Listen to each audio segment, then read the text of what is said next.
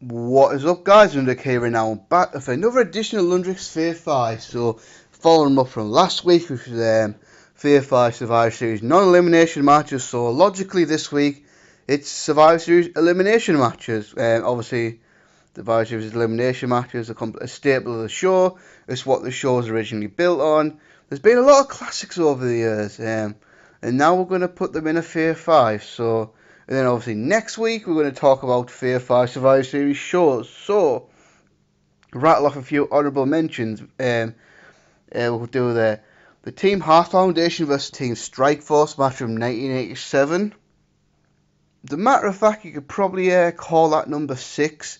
The Wildcard match from 1995 with Shawn Michaels, Ahmed Johnson, British Bulldog and Psycho Sid versus Razor Ramon, Owen Hart, Yokozuna and Dean Douglas. And the Dream Team versus the $1 Million Team from 1990. But enough about honourable mentions, let's get the actual list. Coming at number 5, and we're going quite recent. We're going back just 4 years ago, Survivor Series 2014. And that's the main event of Team Cena versus Team Authority.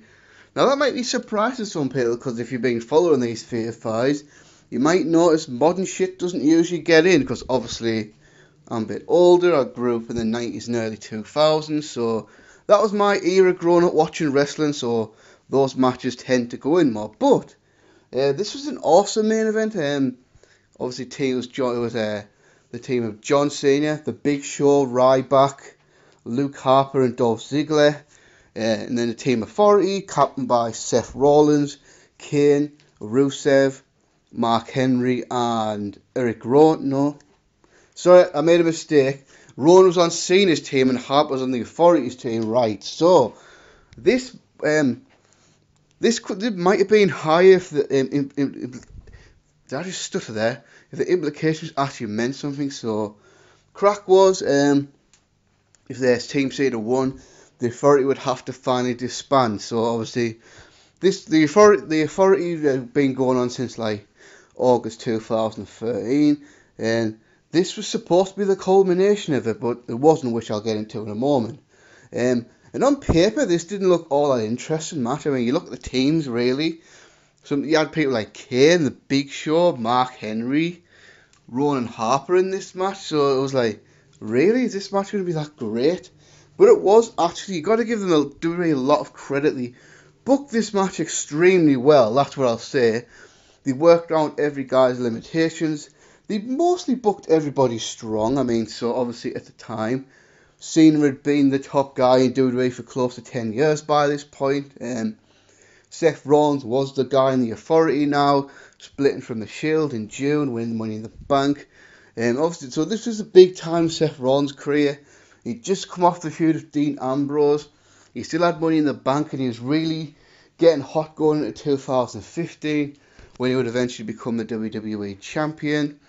Rusev was on his undefeated streak at the time, debuting right after WrestleMania 30. He was now the United States Champion. So, yeah, do you remember that Rusev getting booked like a badass? He had that undefeated streak for a whole year, then kind of went downhill after that. Rowan and Harper had just split off from the Wyatt family, and for a while it looked like both had a decent chance at making singles careers. I mean, Luke Harper was the Intercontinental Champion at the time. I think he'd won at the Raw before, but it might have been a couple of weeks before. But he was definitely the Intercontinental Champion. But it looked like Luke Harper was onto something, and then he dropped the belt back to Dolph Ziggler at TLC, and he kind of never regained that momentum. And Dolph Ziggler was kind of on one of his other pushes. I think Dolph Ziggler's career can be revolved around stop-start pushes. So he was on a starting push here. Match started off quite hot. The Big Show knocking out Mark Henry in the first few seconds, which was just a great way to start the match off, in my opinion. Started off with a bang. Not sure if Mark Henry was actually hurt or not, or whether it was basically just designed for that, to start the match off quite hot. And then it got down to it. But obviously this featured another Big Show heel turn.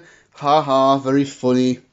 Big Show knocked John Cena out, walked out the match, turned heel, joined the Authority. Rusev was counted out in this one, which was cool. I really did like that touch because it was beating him without beating him, if that makes sense. And then it came down, obviously, so Big Show had knocked Cena out, and Cena got knocked out, and then it got interesting. Dolph Ziggler was in a 3-on-1 situation. Now, this is one thing I give WWE massive credit for. I mean, it would have been so easy to have Cena be the guy to just overcome the Authority, but they decided to give Dolph Ziggler that rub, which I thought was great. Obviously, it didn't really lead to much, but at the time I thought it was great, because like I say, the boring, predictable thing would have been to have John Cena be the conquering hero, beating the Authority. But no, Ziggler was in a 3-on-1 situation, and then he got it down to a 1-on-1 situation with Seth Rollins, and then all the awesome shenanigans happened. The Authority came in the ring, Triple H was knocking down referees, attacking Dolph Ziggler, all that shit. Because obviously they were selling Triple H and Stephanie were being desperate now. They would do whatever they could to make sure that they win. And then the WWE debut of Sting. They heard the crow sound. Sting's face appeared on the Titantron. Then the music played. Then out comes Sting to make his WWE debut. Finally, after all these years, finally, Sting was in the WWE. You might say it was a bit too late, but better late than never, right? It was still a fucking awesome moment. I mean, what a mark-out moment that was for me. I mean, obviously I've been watching wrestling a long time. I think I've been thinking about Sting coming to the WWE for years and years and years, especially after 2001, after WCW died. So after WCW died, they all came in. The NWO came in, Scott Steiner came in, Ric Flair came in, Goldberg came in. Sting was the one that remained. Sting never came to WWE. He went to TNA. He was semi-retired for a while. And then finally, 2014, mark-out moment for sure, face off with Triple H, hits a Scorpion Death Drop, and Dolph Ziggler gets a win. Team Cena are victorious, and Team Authority are gone. The Authority was finally disbanded after a year, about 15 months of reign of terror. For 6 weeks, yeah, I hated that. I mean, obviously, then the Authority, they just came back in January, and oh god, yeah, that's the if the Authority hadn't come back, this match might have been higher on the list, because ultimately, as cool as it was at the time, it really led to nothing. Dolph Ziggler's big push didn't really come of anything. Other guys in the match, such as Rowan Harper, kind of petered out, you know. And then, yeah, just like I say, the whole Authority coming back in January after 6 weeks was terrible. But on this night, this is a great match with a great finish, and that's why it makes a Fave 5. Coming in number 4, we're going to stick with the modern era, and that we're going back to 2 years now, Survivor Series 2016, and that's Team Raw versus Team SmackDown. So that might be a surprise to people. We have not one modern match in here, but 2 modern matches in here. And this one's well deserved in my opinion. So, 2016, the brand split returned. Raw and SmackDown became their own brands again. And then Survivor Series came around, so Daniel Bryan and Shane McMahon, the SmackDown GM and Commissioner, challenged Raw to do Raw versus SmackDown. So on the show we had Raw Men's Survivor Series match, the Women's Survivor Series match, and the Tag Team Survivor Series match. And this was a pick of the bunch. I mean, this was a great lineup for sure. I mean, obviously Team Raw, you got Roman Reigns, Seth Rollins, Universal Champion Kevin Owens, Chris Jericho, and a rising Braun Strowman. Then on the on the SmackDown side, you had WWE Champion AJ Styles, Dean Ambrose, Wyatt family members Randy Orton and Bray Wyatt, and SmackDown Commissioner Shane McMahon. Although originally it was announced as Baron Corbin in this match, but for some reason I can't remember why now, Corbin was replaced by Shane, which that's the only real thing I've got against this match. I mean, I think it would have been a lot better to have Baron Corbin in there for 2 reasons. A younger guy like Baron Corbin getting the rub, and 2, in a kayfabe sense, it made sense because obviously Raw had the big monster in Braun Strowman, so if you SmackDown, why don't you have a 6'8" guy in Baron Corbin to try and counteract that? I don't really remember. It's weird, like, because I remember stuff vividly from like 1996 and 1997 and times like that, but I struggle to remember things from 2 years ago. So I actually had to watch this match like 2 or 3 days ago to get a refresher and things that happened in it and all that. But I can't remember if there was any big angles going into this show or not, which is weird. But I think fans were excited for this, if I recall, and overall this was an awesome match. Went close to 50 minutes, so got an absolute ton of time, which is always great in these kind of matches. I think for a really awesome Survivor Series match, you need time.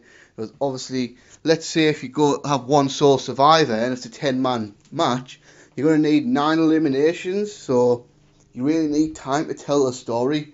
And they did here, I mean, some awesome stuff. I mean, the brand split was still young, but there were still some dream scenarios that fans were excited to see. Obviously, they did the same thing last year, and they're going to do the same thing this year. Although in the last 2 years, they've expanded to having the champions face each other. So this match, we saw Seth Rollins and AJ Styles get it on, which, if I'm not mistaken, and I very well could be, I think this is the only time Seth Rollins and AJ Styles have done anything in a WWE ring together. Because I don't think they've even been in a Royal Rumble together either. Because AJ was WWE champion in the last 2 Royal Rumbles. Obviously, because at the same time, SmackDown were building to a TLC pay-per-view, and Seth Rollins and AJ Styles and Dean Ambrose were going to main event that show, and they were still feuding with each other. So AJ Styles and Dean Ambrose got into shit together, and as a matter of fact, Ambrose actually caused AJ Styles to be eliminated, which I suppose works for his character. I mean, Lunatic Fringe and all that. This was really at the beginning of the Braun Strowman push.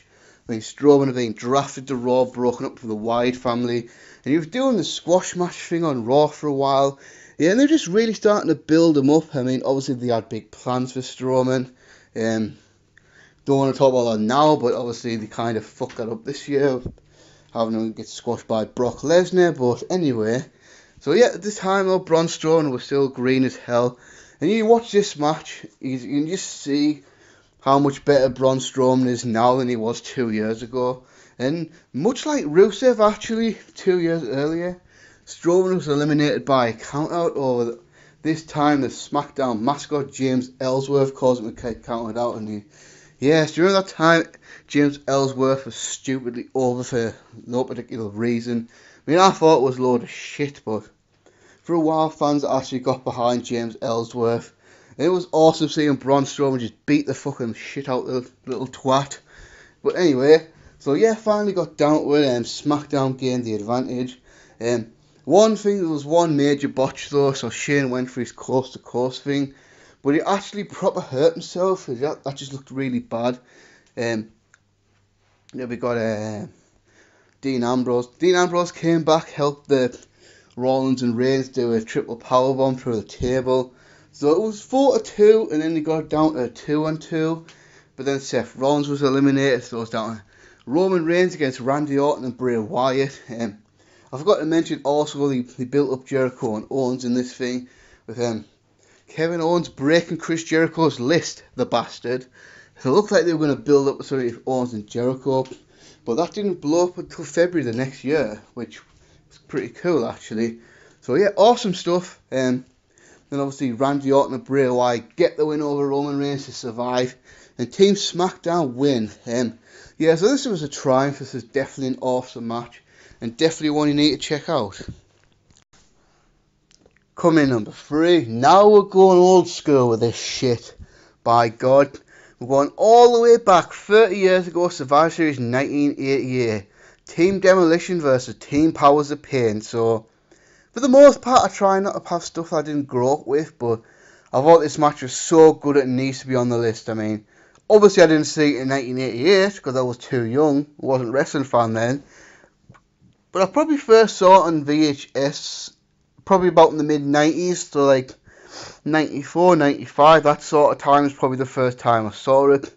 And obviously I've seen it at various times since then, because later on I got the Survivor Series 87, 88 Anthology DVD, and then, not the Anthology, the Tag Classics, the Silver Vision one, and obviously nowadays the network, so you can watch it anytime you want really. So this to me showed how unprecedented the 1980s tag team division was in the WWE, WWF. So obviously there's been great tag team eras before, but I don't think there's ever been a great one from about the mid 80s to about 91ish, 91 time. I mean, just the sheer amount of teams that were in there as well, like the strength and depth of the division, just unbelievable. I mean, obviously I think the 2001 was excellent as well, the Hardy Boys, Dudley Boys, Edge and Christian. Then you had other teams there like TNA, the APA, Too Cool, X-Pac and Road Dogg, etc. Even thought they had a pretty good one the last couple of years, when you had the teams like the Usos, the New Day, Cesaro and Sheamus, etc.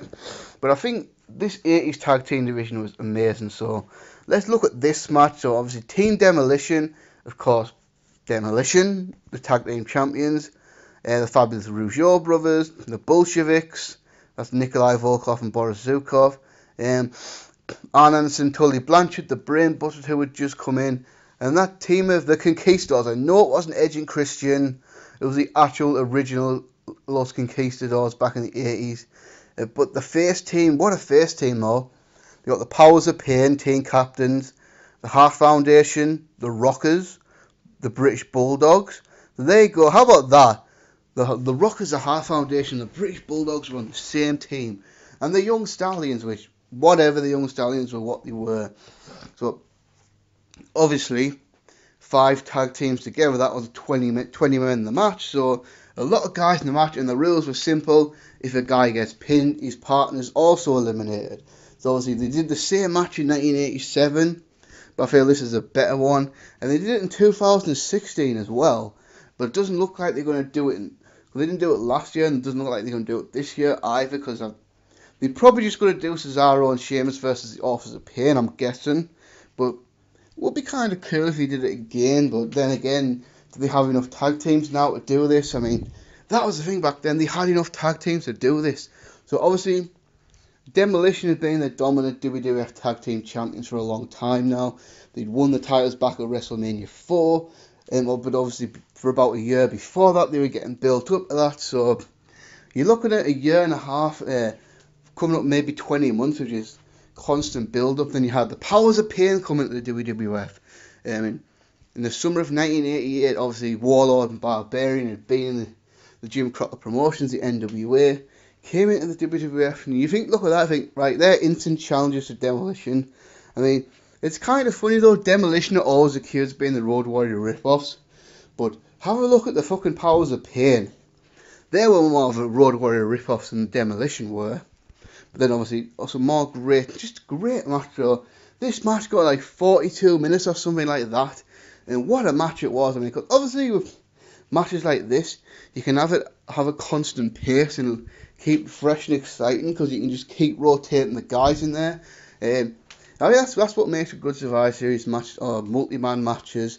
You can keep the pace and it doesn't get stupid, because obviously rotating the guys so guys can go out there and get a rest. I mean, this was the British Bulldogs last night in the WWF. I mean, this is coming off the back of the highly controversial backstage situation with the Rougeau brothers.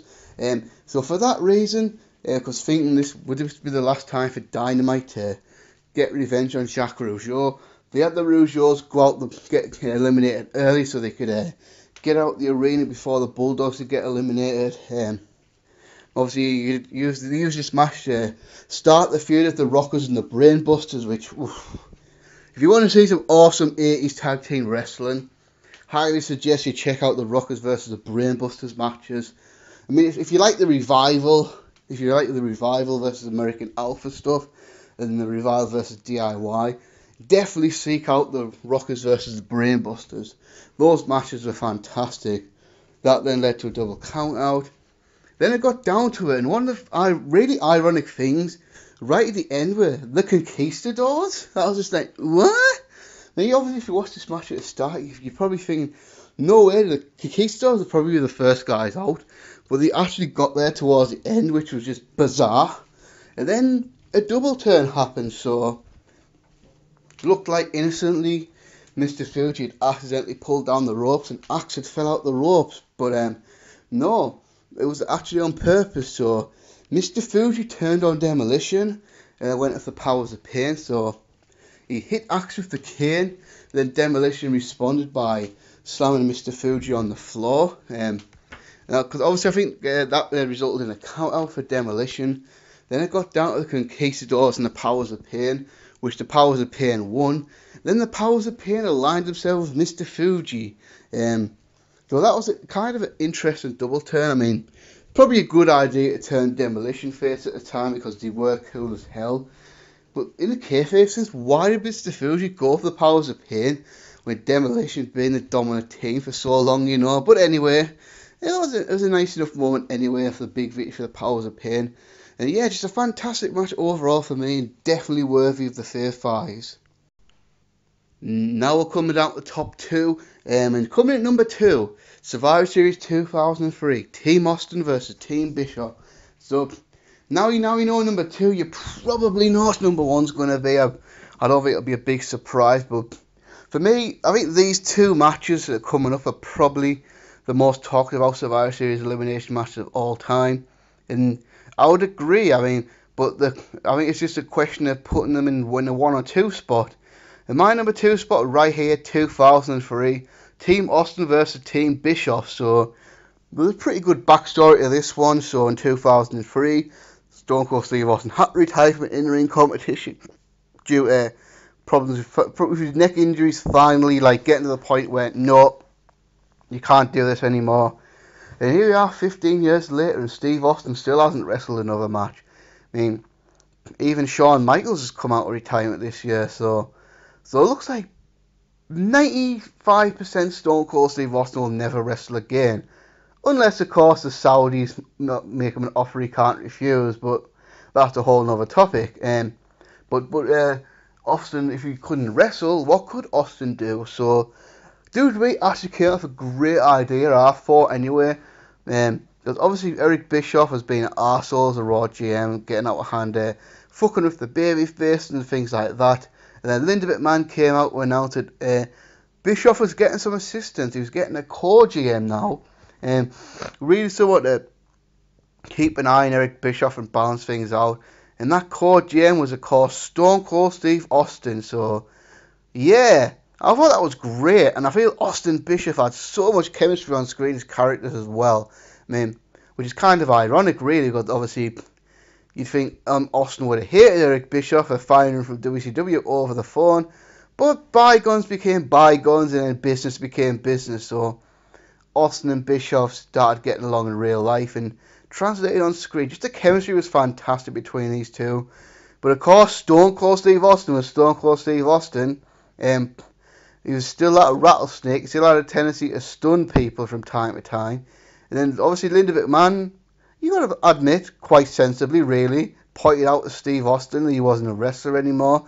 They used a GM, and GMs, you can't just go around beating up on WWE superstars. So from now on, Stone Cold Steve Austin's banned from putting his hands on any WWE superstars unless he was physically provoked, and if he did, he'd be fired as GM. So Stone Cold had to behave himself for a while, and that would lead to scenarios of heels trying to provoke him into attacking him and things like that. And Stone Cold finally got pissed off. He wanted that rule and change. So Eric Bischoff came up with an idea. How about they assemble teams for Survivor Series?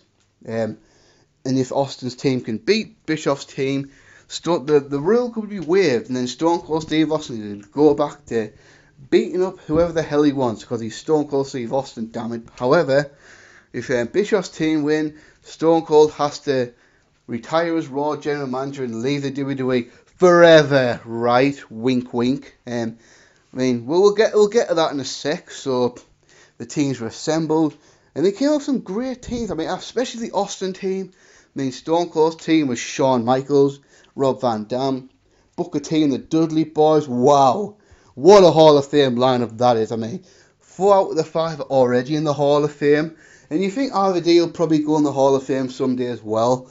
I mean, just awesome talent. And then Bischoff's team was Chris Jericho, Christian, young Randy Orton, Mark Henry, and Scott Steiner. So again, well, I don't think Scott Steiner's going to go in the Hall of Fame anytime soon. When he publicly calls Steph McMahon a cunt, that's probably gets you disqualified for the Hall of Fame for the time being. But yeah, great lineups really was. I mean, obviously Jericho and Christian, great team at the time. They were trying to push Mark Henry again, but that didn't really work out too well. Scott Steiner's WWE run by this point had been a complete washout, but you think putting them in this scenario is probably pretty good for him because he didn't have to do a whole lot. And obviously, a very young Randy Orton at the time. Randy Orton started a Legend Killer thing. He's been feuding with Shawn Michaels and all that. So you have all the ingredients for a great match. You've got a good backstory. You've got good talent. And then here you are, Survivor Series. It was in Dallas, Texas as well, which of course, if you know anything about Texas, you know Stone Cold Steve Austin's a hero in Texas. So the match was fantastic. I mean, really great story. Got a lot of time again. I think they did a good job. They got people like Mark Henry and Scott Steiner out fairly quickly. Then obviously Team Bischoff eventually got the advantage with the Dudleys, Booker T and RVD all being eliminated. And this is when a good match became an awesome match. So came down to Shawn Michaels against Jericho, Christian and Randy Orton. So looked like desperate times to Austin's team. And Shawn Michaels' performance at this part of the match was just incredible. I mean, this really made this match into a great one. Shawn Michaels did a wicked blade job. He just sold his arse off really as that underdog fighting back. Then he eventually eliminated Christian. And then he eliminated Jericho. And it was like, is Shawn Michaels going to pull off the miracle? Is he going to come back from 3-1 to win this match for Team Austin? It was down to Shawn Michaels and Randy Orton, which of course they feuded over the summer and into Unforgiven. And Randy Orton, of course, the 23-year-old prodigy at the time. I mean, this guy was seen as the future of the company, and here we are in 2017. He's still doing well for himself in WWE.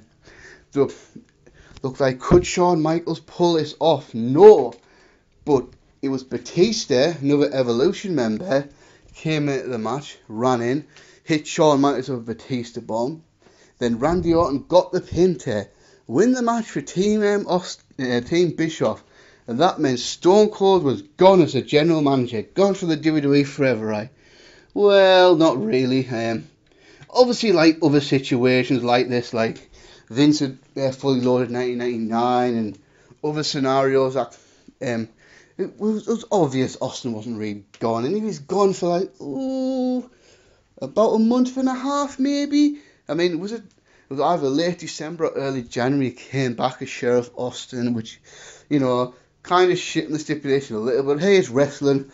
How often are these stipulations adhered to? Very, very rarely, really. But it was a great match nonetheless, and definitely worthy of the Fave Fives. And of course, number 1, 2001, the Team WWF versus Team Alliance, the end, mercifully the end, of the Invasion angle. So, obviously the Invasion angle, like, older fans my age or older shudder when they hear about that. Younger fans may be fascinated by the Invasion angle.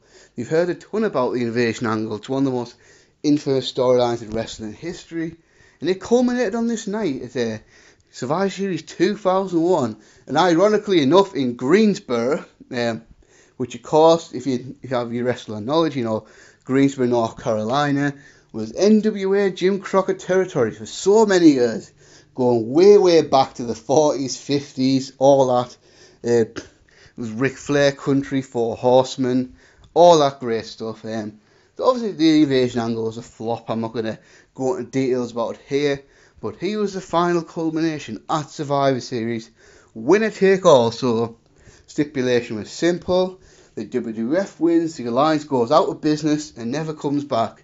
And if the Alliance win, that's WCW and ECW, the WWF finally dies and goes away for good. The ironic thing, the stipulation was actually adhered to. The Alliance died in this night, and 17 years later, The Alliance, WCW, ECW, wait, ECW kind of came back, but not really, if that makes, wait, sort of came back.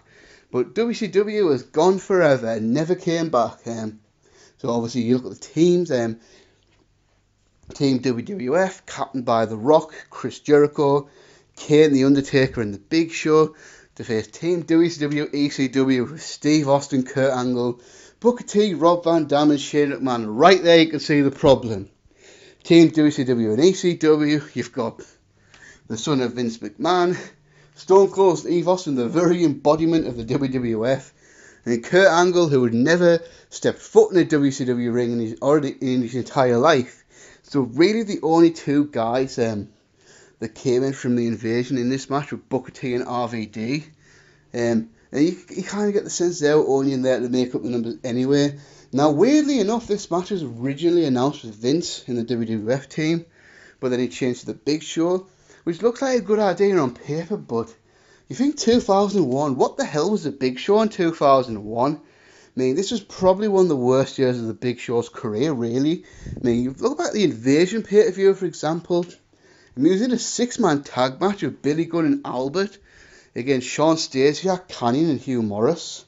So Big Show had really done nothing in 2001. Then all of a sudden he's thrown at this match. Now I do kind of get it. Big Show, 7 foot 500 guy, poses a massive threat, but he hadn't really done anything with note that year, really. I mean, he'd been the hardcore champion a couple of times. I mean, most recently he was teaming up with Spike Dudley, feuding with the Dudley Boys. But, you know, so if it was me, I probably would just kept Vince in there. I mean, obviously Shane's in his team, so it would have made sense for Vince to stay in his team. But anyway, now, obviously the invasion angle was terrible. And they would kind of just mercifully flogging a dead horse by getting rid of the WCW on this show. However, guys in the ring absolutely delivered a huge match. I mean, that's the thing. You watch Invasion, some of the wrestling's actually pretty awesome. I mean, you had people like Stone Cold, Kurt Angle, The Rock, Chris Jericho, RVD, Booker T, many Edge Christian, Hardy Boys, a lot of other guys out there that were actually killing it in the ring for the most part. Just the storyline stunk. So obviously, overall this match was actually awesome, to be fair. I mean, the talent involved, you can't deny that. And again, like all the other matches, it's got a ton of time. I think it got close to like 50 minutes. Probably around 45 minutes. I don't have the exact match time in front of me here. But it got a lot of time, probably the longest Survivor Series match in a long time. Because I think this was around the time that the Survivor Series elimination matches started taking a back seat, really. I mean, for about the mid-90s onwards, stuff like world title matches and that took more precedence. Then obviously 1998 was the first Survivor Series not to have a single elimination match at all, because of the Deadly Game tournament. And we'll talk about that eventually, though. In 1999, there were some Survivor Series matches, but they weren't important. Then over 2000, so this did do a good job of having important Survivor Series elimination matches. So I believe the Big Show's the first man out, and they did the whole. You've seen the spot 1,000 times in a multi-man match with the big guy taking multiple guys' finishes before being eliminated. And Undertaker eliminated Shane with an interesting tombstone, to say the least. So Undertaker had Shane up in the tombstone, but he did a thing where he did a thumbs down pose. But to do that, Shane had to wrap his legs around the Undertaker's head before he did it, and it looked not very masculine, put it that way. I'm trying to be careful what I say, because 2018, snowflakes might have a go at me over this, but whatever. You know what I mean? So yeah, look, very weird tombstone, let's put it that way. Then I believe Eli then got the advantage of eliminating Kane and the Undertaker. So it was down to The Rock and Chris Jericho. And what was interesting about this, of course, Rock and Chris Jericho, all they were Team WWF. They had a huge feud at the time. Obviously, Chris Jericho started turning heel. He was feuding over the WCW title. And that was one of the parts of the build-up that was hurt the WWF. Rock and Jericho's constant bickering. But but they were able to get it aside. Booker T and RVD were eliminated. So it was down there. So there you go. The WCW was ended with Rock and Jericho versus Austin Angle. I mean, obviously, Kurt Angle stupidly turned heel a few weeks ago, which, don't want to go into too much detail about that, but that was a really bad heel turn in my opinion. Obviously then Chris Jericho was eliminated. Then an awesome moment. Chris Jericho, that petty, vindictive, childish bastard, hit a breakdown on The Rock to, wow. As Chris Jericho just fucked the WWF up. And then The Rock kicked out. But Chris Jericho, he was going to go back to the ring to do some more damage on The Rock. But then The Undertaker came back, talked to Chris Jericho, and made Chris Jericho go back to the locker room. And that was something that I don't think that was ever really built on again, to be honest, Undertaker and Jericho. So here you go. How was WCW going to end? Was it going to end with a big showdown between Stone Cold Steve Austin and Bill Goldberg? Or maybe Sting, perhaps? Or even a guy like Ric Flair? No.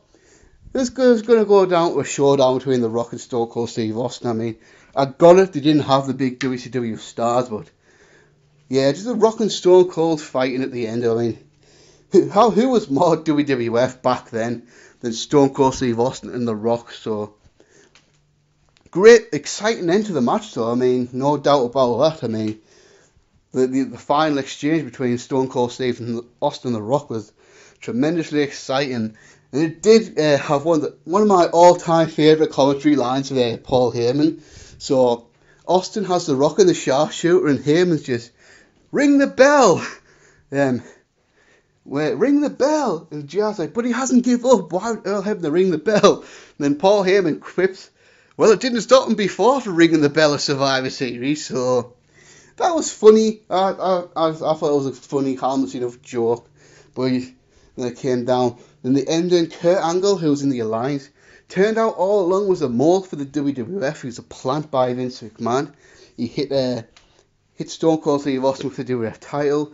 The Rock hits the rock bottom, and that's it. The final nail in the coffin for WCW in Greensboro. I honestly have no idea if they planned this or not, or if it was just an amazing coincidence, but whatever. The Rock won, and the Alliance, WCW, ECW was finally dead. And the invasion angle was dead as well, and we could all just get on with our lives and go back to normal. But great match though, an absolutely fantastic match, and for me, probably my favourite Survivor Series match of all time. So that is a wrap, guys. That's another video down. Thanks for watching, and until next time, peace.